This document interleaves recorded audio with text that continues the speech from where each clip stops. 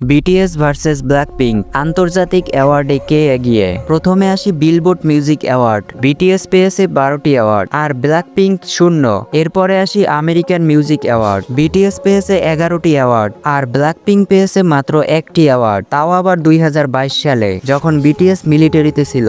এরপরে আসি MTV video music award. BTS পেয়েছে 9টি অ্যাওয়ার্ড আর ব্ল্যাকপিঙ্ক 5টি অ্যাওয়ার্ড। এরপরে আসি MTV Europe music award. BTS পেয়েছে 14টি অ্যাওয়ার্ড আর ব্ল্যাকপিঙ্ক পেয়েছে মাত্র 3টি অ্যাওয়ার্ড। এরপরে আসি I hurt radio music award. BTS পেয়েছে 10টি অ্যাওয়ার্ড আর ব্ল্যাকপিঙ্ক পেয়েছে 0।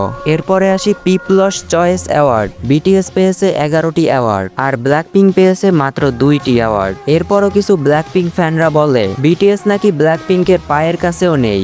আরে ব্রেনলেস বোধার বাচ্চারা, সোশ্যাল মিডিয়ায় শুধু ফলোয়ার দেখলেই হবে? এইসব অ্যাওয়ার্ড অর্জন করার জন্য যোগ্যতা লাগে। শুধু সাওয়া দেখাইয়া ফলোয়ার কামাইলেই হয় না, ফলোয়ার তো এদেরও আছে। দুধ দেখাইলে ফলোয়ার অটোমেটিকই চলে আসে। তাই বলে এই না যে ব্ল্যাকপিঙ্কের একেবারেই কোনো যোগ্যতা নেই। আছে পাঁচা ডুলের যোগ্যতা, যেটা ডুলিয়ে ছেলেদেরকে আকর্ষিত করে ফলোয়ার কামায়। বাট পাঁচা ডুলিয়ে ফলোয়ার কামাইলেও অ্যাওয়ার্ড তো আর পাঁচা ডুলিয়ে অর্জন করা যায় না। এটা সবাই জানে যে ছেলেরা মেয়েদের শরীরের দিকে একটু বেশি আকর্ষিত থাকে, তাই এই সুযোগটাকে কাজে লাগিয়ে তারা পর্নোগ্রাফি শুরু করে। আর কয়েকদিন পরে দেখবা 1 নম্বরে যাওয়ার জন্য এইটা হয়ে গেছে।